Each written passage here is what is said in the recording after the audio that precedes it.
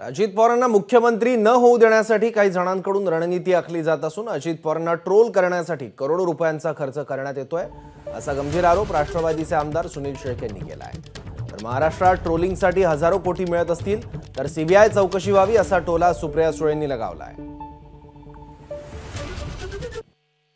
सुप्रिया ताईंना देखील माझं सांगणं आहे की सुनील शेळकेला ना खासदार व्हायचंय ना सुनील शेळकेच्या भावाला राज्याचं मुख्यमंत्री म्हणून पाहायचंय।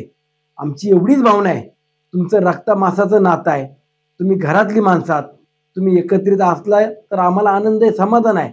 परंतु दादांना मुख्यमंत्री पदावरती बसून द्यायचं नाही याकरता जी काही रणनीती काही मंडळींनी सुरू केली आहे, शेकडो माणसं कामाला ठेवून करोडो रुपये खर्च करून जे काय दादांना ट्रोलिंग करण्याचं काम सुरू केलंय हे मला पुढच्या काळामध्ये काही गोष्टी सांगाव्या लागतील।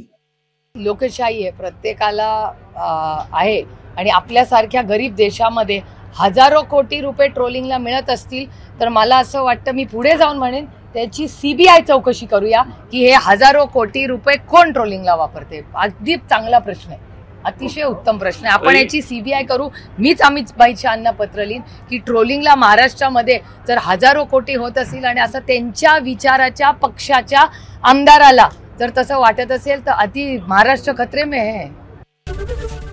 एबीपी माझा, उघडा डोळे बघा नीट।